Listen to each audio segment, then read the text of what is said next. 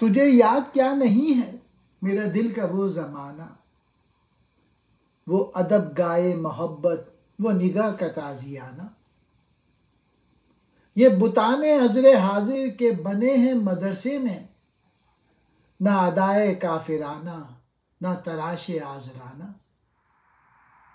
نہیں اس کھلی فضا میں کوئی گوشہ فراغت، یہ جہاں عجب جہاں ہے، نہ قفس نہ آشیانہ۔ رگ طاق منتظر ہے تیری بارش کرم کی، کہ عجم کے میں قدوں میں نہ رہی میں مغانہ۔ اے اللہ تعالیٰ، کیا تجھے وہ زمانہ یاد نہیں جب شروع میں میرے دل میں تیرے عشق کا جذبہ پیدا ہوا تھا؟ وہ دور ایک ایسا دور تھا جب محبت کی ادب گاہ سے مجھے عشق کا درس مل رہا تھا، اور سبق یاد نہ ہونے پر تیری نگاہ کے تازیانے مجھ پر پڑتے تھے۔ پھر دوسرے شعر میں کہتے ہیں، میری قوم کے نوجوان جو کالجوں میں تعلیم پا رہے ہیں، ان کی حالات پر مجھے سخت افسوس ہوتا ہے کہ کالج میں جا کے ان کی زندگیاں بالکل برباد ہو گئیں۔ الہات پروت تعلیم پا کر دین اسلام سے بیگانہ ہو گئے، دوسری طرف کفار کی نگاہوں میں بھی کوئی وقت حاصل نہ کر سکے، دین کی نعمت سے تو محروم ہوئے تو کفر ہی میں کوئی مقام حاصل کر لیتے، لیکن ان کی یہ حالت ہے، نہ ان میں ادائے کافرانہ پائی جاتی ہیں، نہ تراش آزرانہ، نہ خدا ہی ملا نہ وصال صنم، نہ ادھر کے رہے نہ ادھر کے رہے۔ اقبال نے دوسرے شعر میں آج کے دور کے جو لڑکے ہیں جو کالج اور یونیورسٹی سے پڑھ کے نکل رہے ہیں، ان کی ذہنی حالت کی طرف اشارہ کیا۔ موجودہ زمانے کے جو لڑکے جو کہ درس گاہوں میں تیار ہو رہے ہیں، وہ کس کام کے ہیں؟ مطلب یہ ہے کہ موجودہ طرز تعلیم سے نہ تو طلبہ کا ظاہر سنور رہا ہے اور نہ ہی باطن۔ اسے شعر میں کہتے ہیں، اس دنیا کی وسیع فضا میں کوئی ایسا گوشہ نظر نہیں آ رہا جہاں انسان بے فکری اور آرام و سکون کی زندگی بسر کر سکے۔ یہ دنیا بھی کیا عجیب دنیا ہے کہ نہ تو اس میں پنجرہ ہے اور نہ کوئی گھونسلہ ہی ہے۔ پنجرے سے مراد کسی کی قید میں رہنے کا عمل کہ یہ بے فکری و سکون کی علامت ہے، اسی طرح گھونسلے سے مراد ہے آزاد زندگی بسر کرنے کا عمل۔ اقبال کہہ رہے ہیں، یہ ماحول کتنا ہی آزادی کا حامل ہو، لیکن عملاً اس میں کہیں بھی کشادگی اور فراغت محسوس نہیں ہوتی۔ یہ عجیب جہاں ہے جس میں نہ قید خانے کا پتہ چلتا ہے نہ ہی آشیانے کا وجود ہے۔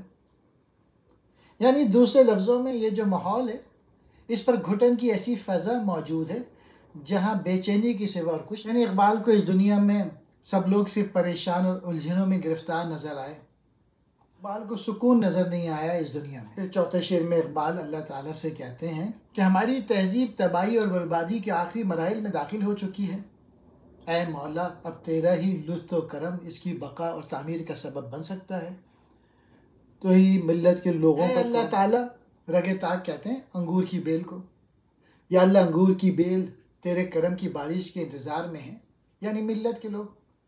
اس لیے عجم کے مے خانوں میں پرانی شراب نہیں رہی۔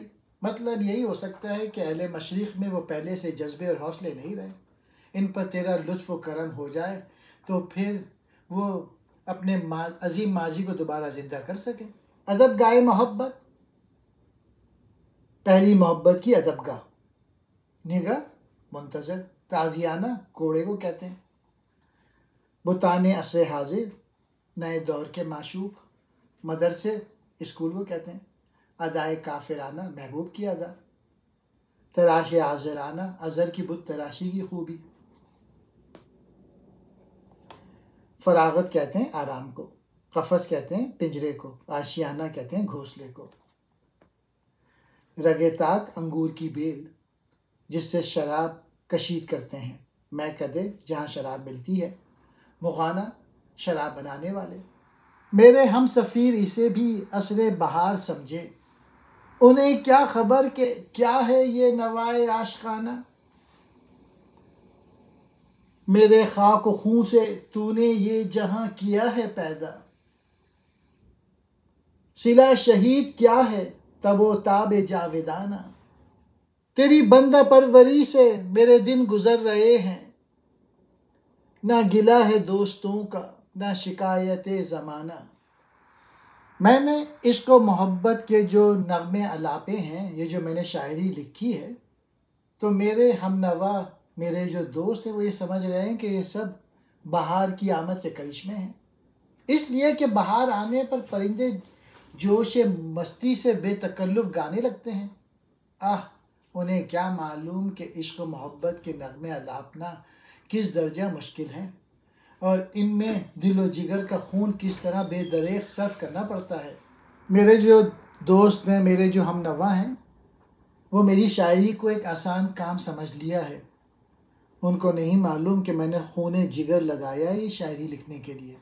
اللہ تعالیٰ اس دنیا میں زندگی کی رونق اور چہل پہل انہی جانبازوں کے دم سے ہے جو تیری راہ میں شہید ہوئے۔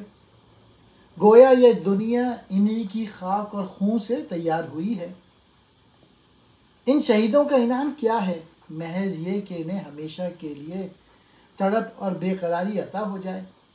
یعنی وہ اس دنیا میں کسی انعام کے خواہش مند نہیں، صرف یہ چاہتے ہیں کہ جن مقاصد کی خاطر انہوں نے جانیں دیں انہیں پورا کرنے کے لیے ہنگامہ گرم رہے۔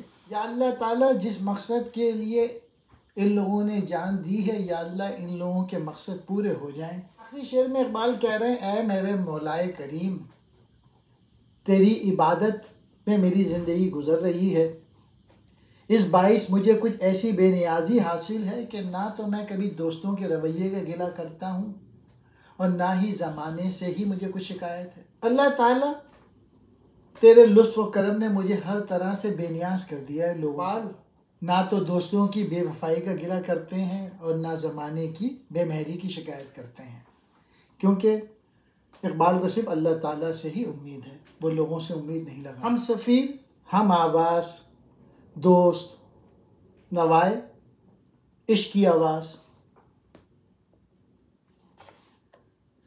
خاک و خون میری وجہ سے، صلہ شہید، شہید کا انعام، تب و تاب، چمک دمک، جاویدانہ، ہمیشہ۔ بندہ پروری، عبادت، گلہ کہتے ہیں شکایت کو۔